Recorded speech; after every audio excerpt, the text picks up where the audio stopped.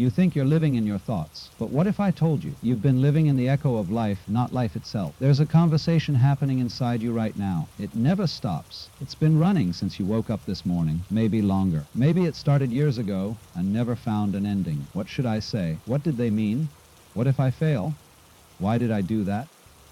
Thought after thought after thought.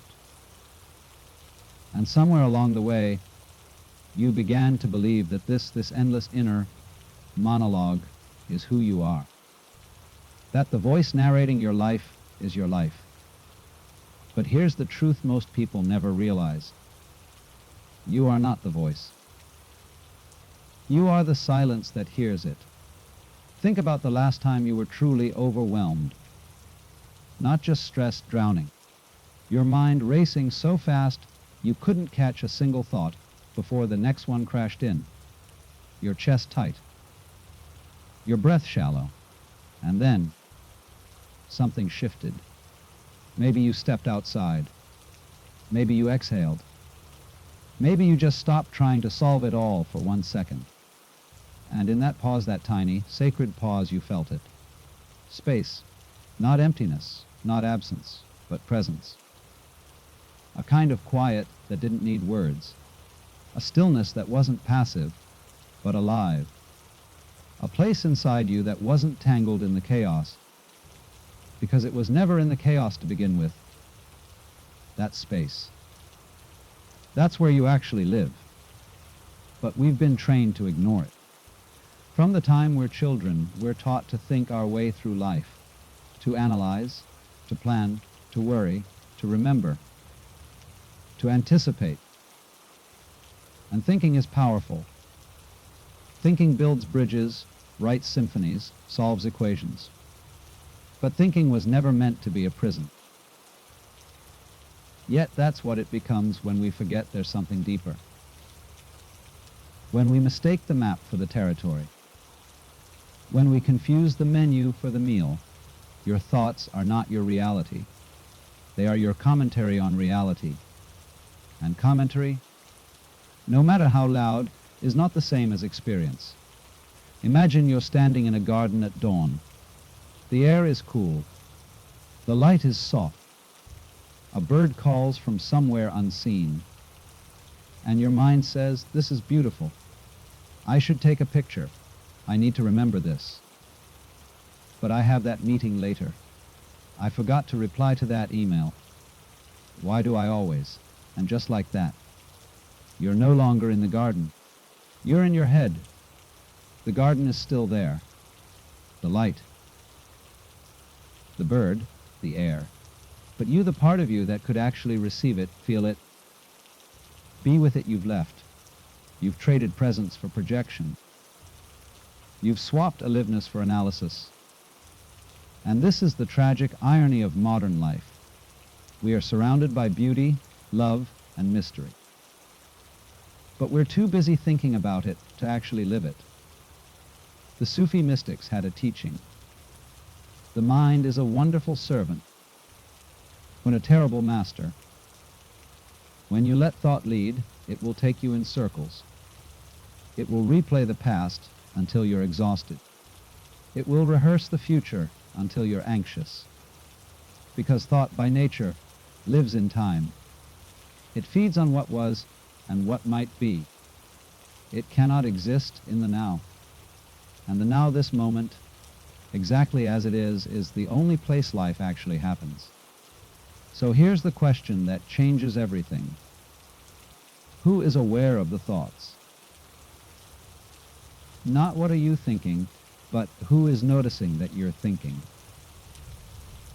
Because there's a part of you that's watching the whole show. A part of you that doesn't get tangled in the storyline.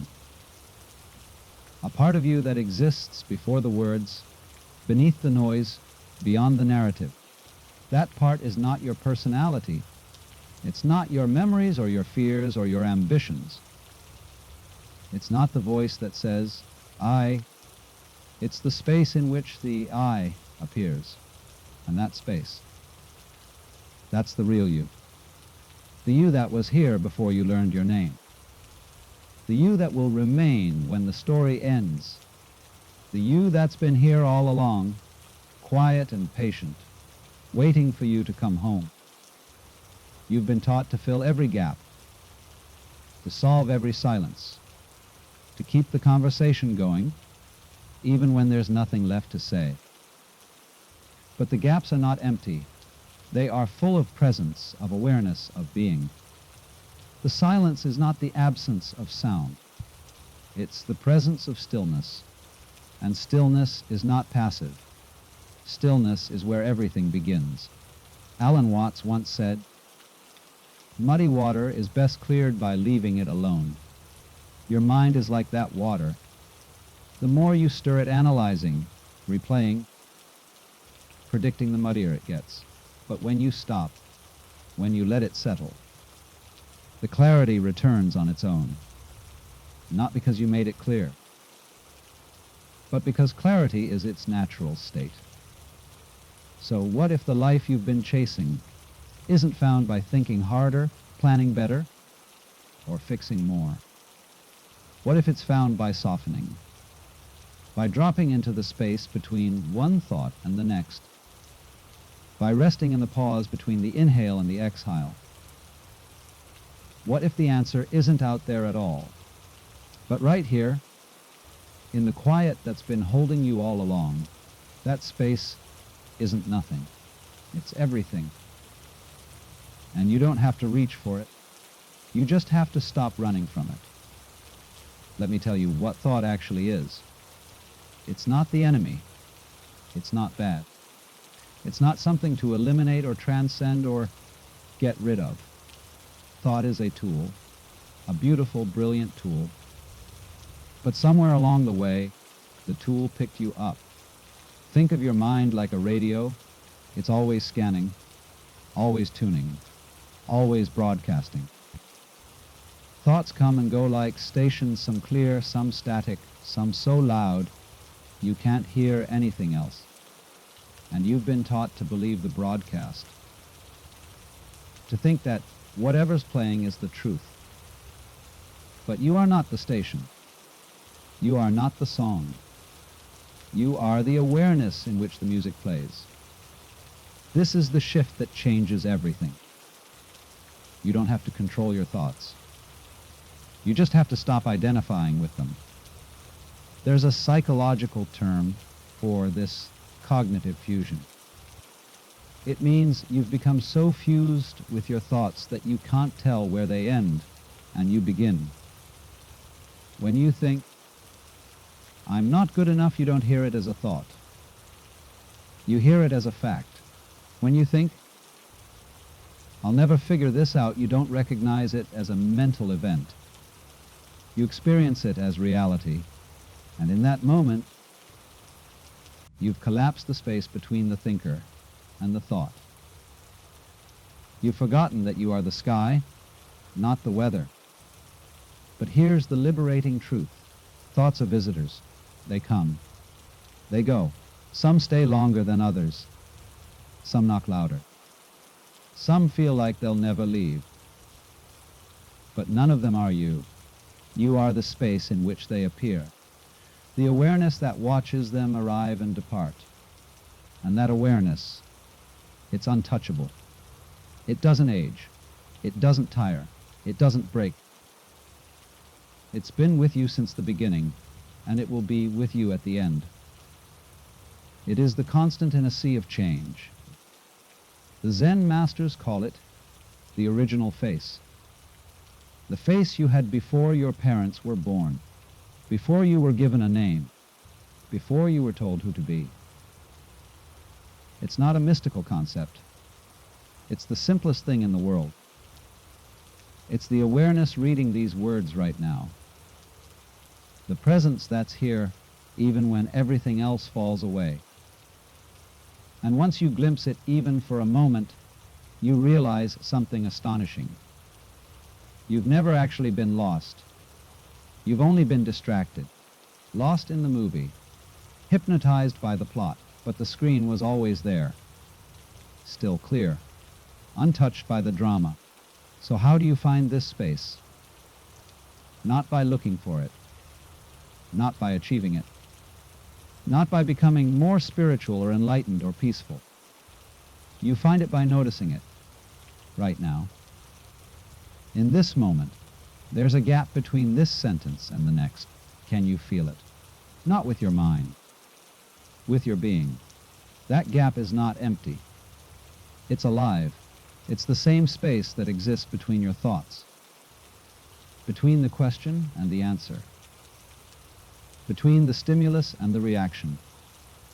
Most people live their entire lives without ever noticing it. They move from thought to thought like stepping stones, never pausing long enough to feel the ground beneath. But the ground is always there, solid, unshakable, home. Here's a practice the Sufis use.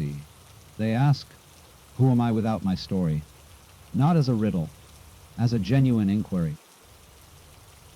Who are you when you're not replaying the past? Who are you when you're not rehearsing the future? Who are you when you're not defending, explaining, or justifying? Who are you in the space before the answer comes? That's where you live, not in the answer, in the openness before it, not in the knowing, in the awareness that holds the knowing. And here's what's beautiful. This space doesn't require silence. You don't have to stop thinking to access it. You don't have to meditate for years or retreat to a monastery. You can be in the middle of a conversation, in traffic, doing dishes and still touch it. Because it's not somewhere else. It's here. Always here. You've just been looking past it. The great Indian sage Ramana Maharshi said, "Your own self-realization is the greatest service you can render the world. Not because it makes you special, but because it frees you from the illusion of separation. When you realize you are the space, not the content, you stop needing life to be different. You stop needing people to change. You stop needing yourself to be fixed. Because you see that nothing was ever broken. There was only forgetting. And now, you remember, this is not about becoming someone new. It's about recognizing who you've always been, beneath the noise, beneath the fear, beneath the endless search for more, better, next. You are the stillness that holds it all, the awareness that breathes life into every moment, the space between thoughts, where you actually live. And once you know this, really know it, life doesn't lose its challenges, but you stop being crushed by them. You stop mistaking the waves for the ocean. You stop confusing the weather for the sky. You rest in something deeper, something unshakable, something that was never born and will never die. You. Not the you think you are, but the you that's always been here, watching, witnessing, aware. Welcome home. So what changes when you live from this space? Everything and nothing. The world doesn't rearrange itself. People don't suddenly become easier. Your problems don't vanish. But the way you meet life transforms completely. Because when you're no longer drowning in thought, you start to respond instead of react. You start to choose instead of being chosen for. You start to live with life instead of against it. Here's what most people don't realize.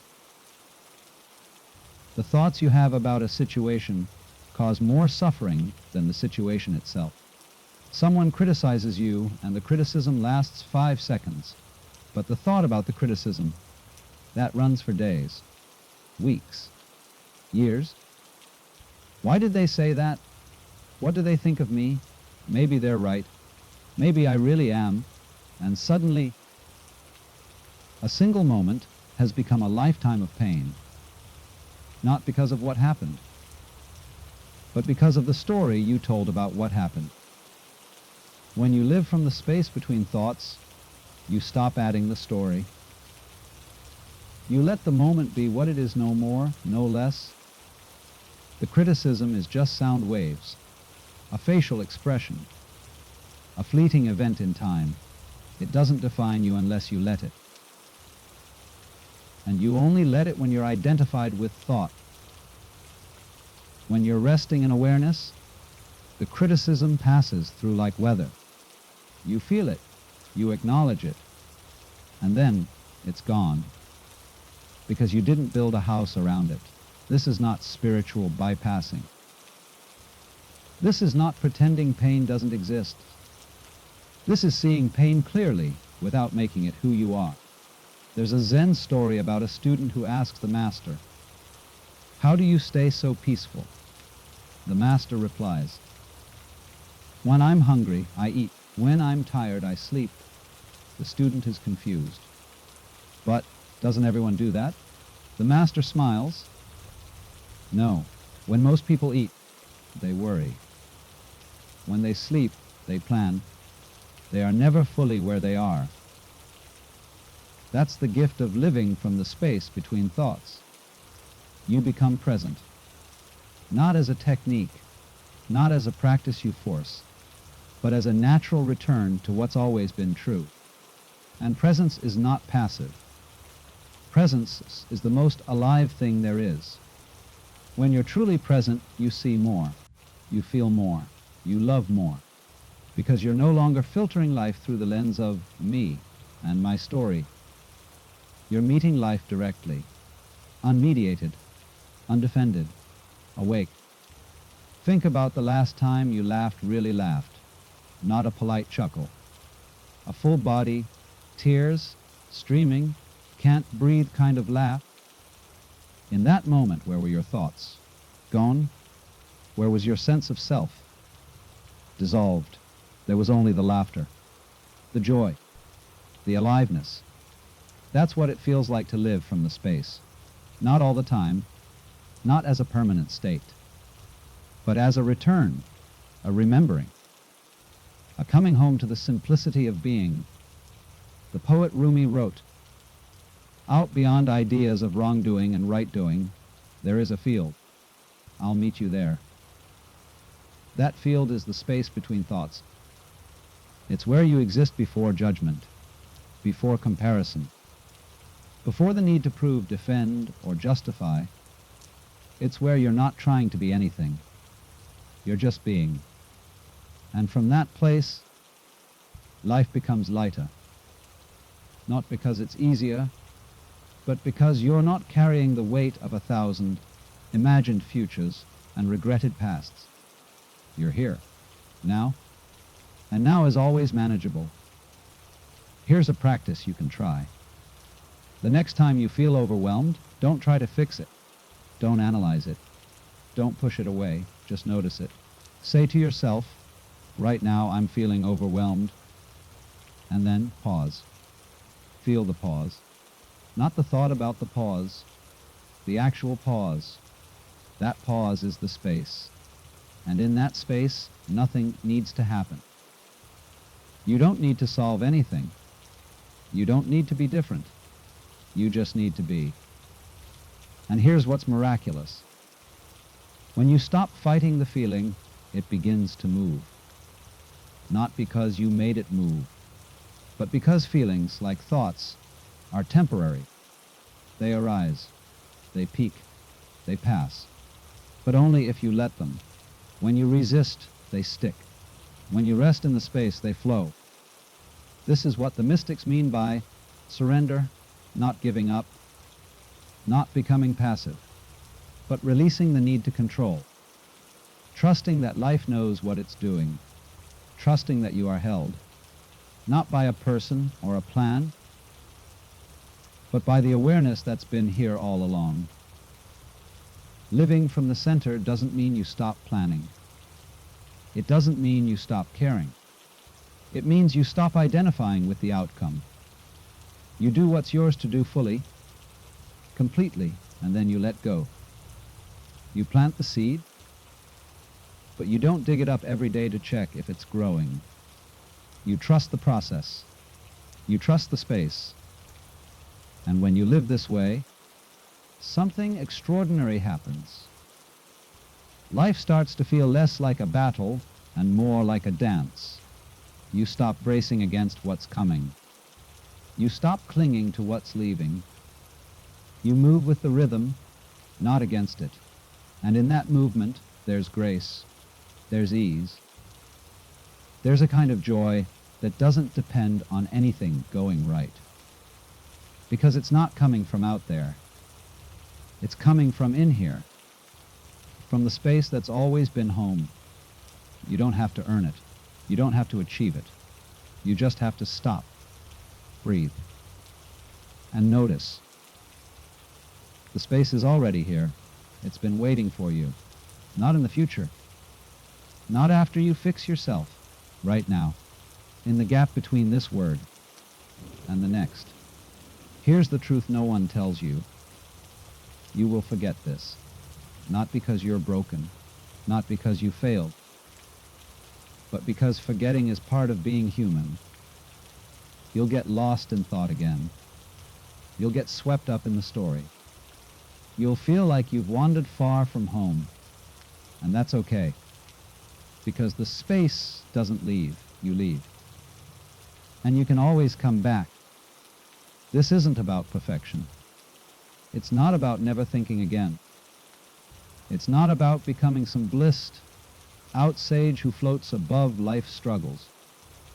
It's about remembering again and again that beneath the noise, there's stillness. Beneath the chaos, there's clarity. Beneath the story, there's space. And that space is you. The Buddhist teacher Pema Chodron says, "You are the sky. Everything else is just the weather. Some days the weather is gentle, some days it's a storm. But the sky is always there, vast, open, unchanged. You are that sky. And every time you pause, every time you breathe into the space between thoughts you remember, not with your mind, with your being, you remember that you're not the hurricane. You're the vast blue that holds it. So how do you live from this? How do you make it real? Not just a nice idea. You practice the return, not once, 1,000 times, not perfectly, with kindness. When you wake up in the morning and your mind is already racing, pause. Feel the weight of your body in the bed. Feel the air on your skin. Notice the gap between waking and worrying. That gap is the space. Rest there, even for a breath. When you're in conversation and you feel the urge to defend, explain, or prove pause, notice the tightness in your chest. Notice the thought forming. And before you speak, ask, is this coming from the space or from the story? You don't have to be right. You don't have to win. You just have to be here. When you're overwhelmed by a decision, pause. Don't think harder. Don't list more pros and cons. Drop into the body, into the breath, into the stillness beneath the swirl. The answer isn't in the noise. It's in the quiet. And it will come when you stop forcing it. This is the practice, not meditation, not retreating from life, but living with the space, letting it breathe through your day, letting it soften your edges, letting it remind you again and again. You are not your thoughts. You are the awareness holding them. And here's what happens over time. The space gets louder, not in volume, but in presence. It starts to show up uninvited. In the middle of a stressful meeting, suddenly, a breath of stillness. In the middle of an argument, a flash of clarity. In the middle of heartbreak, a quiet, knowing that you'll be okay. Not because the pain is gone, but because the real you is untouched. This is what the mystics call awakening. Not a one-time event. 1,000 small returnings. A lifetime of coming home. You don't have to go looking for enlightenment. You don't have to read more books, attend more retreats, or find the perfect teacher. You just have to stop. right now, and notice. Notice the awareness reading these words. Notice the silence between the sentences. Notice the presence that's been here all along, patient and still, waiting for you to recognize it. That presence is not separate from you. It is you, the deepest you, the you beneath the name, the story, the identity. The you that was never born and will never die. The you that is home. And when you rest here even for a moment, you realize nothing was ever missing. You were never broken. You were never lost. You were only looking away. So this is the invitation. Come back, not to a place, to a recognition. Come back to the space between thoughts, the space between breaths, the space between who you think you are and who you've always been. It's not far. It's not hard. It's closer than your next breath, simpler than your next thought. And the more you return, the more you see. Life was never happening to you. It's happening through you. As you. You are not a separate self navigating a hostile world. You are the awareness in which the world appears, the consciousness in which every experience unfolds, the space in which all of it, the joy, the pain, the beauty, the chaos is held. And that space, it's infinite, it's unbreakable, it's love itself, not the romantic kind, not the conditional kind, but the kind that simply is, the kind that holds everything without judgment, the kind that lets life be exactly as it is and says, yes, this too, even this. So here's the closing truth. You don't need to become someone else. You don't need to fix yourself. You don't need to transcend your humanity. You just need to remember. You are the space. You always have been, and you always will be. The thoughts will come and go. The feelings will rise and fall. The stories will play out. But you will remain still, aware, whole, not because you achieved it, but because you never left. Welcome home, not to a place, to yourself, to the space between thoughts, where you actually live.